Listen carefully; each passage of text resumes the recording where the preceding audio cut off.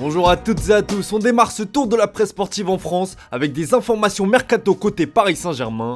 Le club parisien a disputé son dernier match en jeu de la saison le week-end dernier face à l'OM. Désormais l'objectif est de conquérir le 10e titre de champion de France le plus rapidement possible afin de se tourner vers la saison prochaine. Et il devrait y avoir pas mal de mouvements car comme le rapporte le journal L'Équipe dans son encart, la cote des Argentins du PSG est en baisse. Dans ses pages intérieures, le quotidien français fait le point sur la situation des joueurs argentins. Lionel Messi n'est pas concerné par un départ, au contraire de ses compatriotes. Il n'est par exemple pas question d'une prolongation de contrat pour André Di Maria. Un départ du meilleur passeur de l'histoire du club cet été semble donc acté. En revanche, pour Icardi et Paredes, c'est plus compliqué.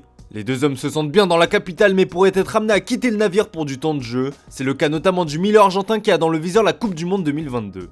Enfin, pour être complet sur l'actu du PSG, le Parisien rapporte dans ses pages intérieures que la fracture est ouverte entre le PSG et ses ultras. Silencieux durant le Classico, les supporters du PSG ont provoqué l'incompréhension chez les joueurs et l'entraîneur, alors que la direction n'entend pas les rencontrer. La fin de saison risque d'être longue pour le PSG. On prend la direction de l'Italie où un choc de haut de tableau se jouait hier en début de soirée. Malgré une expulsion dans les 10 dernières minutes de jeu, l'AS Roma est parvenu à accrocher Naples grâce à un but d'El Shaarawy dans le temps additionnel. Comme un rouleau décrit la version romaine du Corriere dello Sport. Avec ce nul, Naples est détaché et s'éloigne du titre, précise la Gazzetta dello Sport. Une bien mauvaise opération alors que l'Inter et l'AC Milan vont s'affronter ce soir pour une place en finale de Coupe d'Italie. Le derby donne des ailes, lance le journal au papier rose. Après le score nul et vierge à l'aller, les deux clubs milanais voudront prendre un ascendant psychologique sur la fin de saison. Pour le Quotidiano Sportivo, tout se passe à San Siro. Ce choc sera particulièrement suivi à Bahreïn, à l'heure où les négociations pour un rachat de l'AC Milan a débuté. Allez, on file en Espagne où ça jouait également hier, et grosse surprise, le Barça s'est de nouveau incliné hier face à Cadix 1-0. En quête de rachat après la désillusion face à Francfort en Europa League, le FC Barcelone nage désormais en plein doute. Des connexions fatales, résume le journal Sport. Le Mundo Deportivo, c'est un autre bâton. Le journal pro-madrilène AS se réjouit forcément de ce résultat et titre en couverture, le Barça coule. S'il y avait déjà peu d'espoir, les coulés semblent avoir définitivement dit adieu au titre. Ils comptent désormais 15 points de retard sur le Real Madrid avec un match en retard. On reste de l'autre côté des Pyrénées avec l'autre grosse actu qui fait les gros titres et elle concerne Gérard Piqué.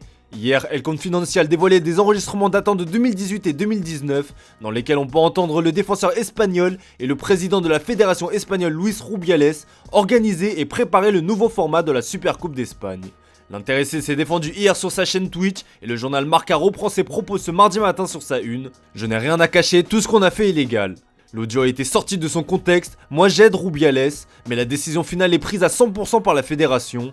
J'ai une grande relation avec Rubiales, je l'appelle Ruby parce que c'est mon président et j'ai joué pendant 10 ans en sélection et c'était mon président. Un conflit d'intérêts, je sais séparer le business du football et je n'ai jamais demandé aucune aide, a-t-il expliqué. Des explications qui ne sont pas vraiment au goût de la presse madrilène, le journal AS placarde sur sa une, la coupe à Piqué. Nul doute qu'on n'a pas encore fini d'entendre parler de cette affaire.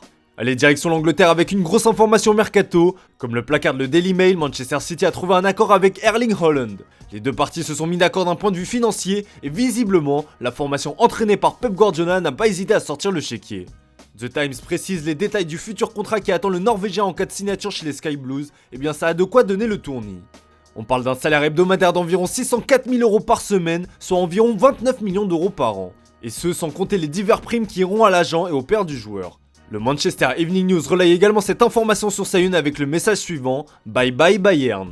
Le tabloïd anglais précise que Manchester City est désormais en pole position pour recruter le cyborg norvégien et que seul le Real Madrid peut venir jouer les troubles fêtes.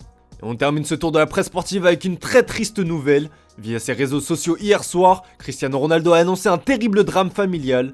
Sa femme Georgina Rodriguez a donné naissance à des jumeaux, mais l'un des deux nouveau-nés n'a pas survécu. Une triste nouvelle qui a suscité une vague d'émotion dans le monde du football et du sport. De nombreux joueurs, clubs ont témoigné de leur soutien au couple. Les journaux européens ont fait de même en ce mardi matin. Ta douleur est notre douleur, écrit par exemple le Daily Mirror. United dans la douleur lance à son tour le Daily Express. Au pays, la nouvelle fait bien évidemment la une. Ronaldo et Georgina perdent leur bébé, peut-on lire en couverture du Correio da Manhã. En Belgique, la dernière heure affiche son soutien aux Portugais, tout comme en Allemagne, avec Bild qui relaye également le drame. Enfin en Italie, Tuttosport parle de tragédie. On souhaite énormément de courage à la famille Ronaldo dans cette épreuve ô combien compliquée. Voilà, c'est tout pour ce matin, merci pour votre fidélité, bonne journée à vous. On se retrouve tout à l'heure pour le traditionnel JT Foot Mercato.